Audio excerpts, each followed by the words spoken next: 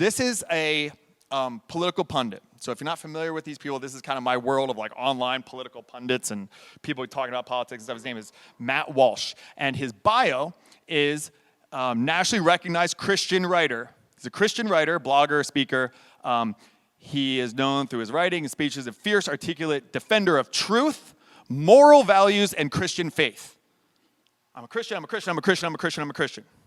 Okay. He made a tweet that got 16.5 million views in total. It said, a heartfelt message to Dylan Mulvaney. If you don't know who Dylan Mulvaney is, Dylan Mulvaney is like a Broadway actor turned trans woman who's very public and goes to the White House and is very like public about her transition into being a woman. And I have a video, it's a 2-minute video of his heartfelt message to Dylan Mulvaney.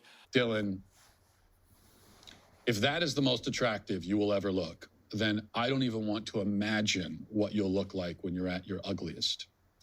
You do not pass as an attractive woman or as a woman at all, even with 50 pounds of makeup and plastic surgery and clever lighting tricks. Even then, you still cannot escape what you really are and what you will always be. You have successfully shed whatever parts of you were masculine, perhaps, at least on the surface. Nobody would ever describe you as masculine or manly, so you've got that going. But your femininity quotient has not increased at a rate commensurate with the loss of your masculinity.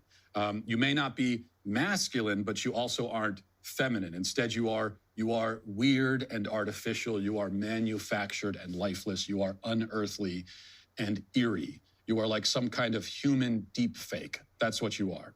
You are a man deprived of all the best qualities of men, but without any of the best qualities of women.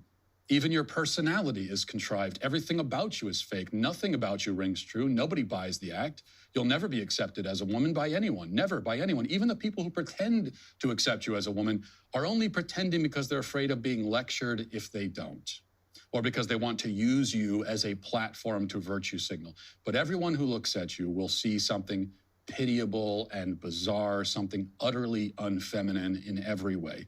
You will never be able to actually have the identity that you're trying to appropriate, nor will you ever be able to fully escape the identity that you're fleeing. The best you can hope for is some kind of limbo, the worst of all worlds. And yet, even in that limbo state, you will still be a man. Just not one that any of us can respect or take seriously. But other than that, champ, you're doing great. So one of the things that comes to mind, why that affected me so much, is 1 Corinthians 13. Love is all these things. I think they said at my wedding. Love is not rude.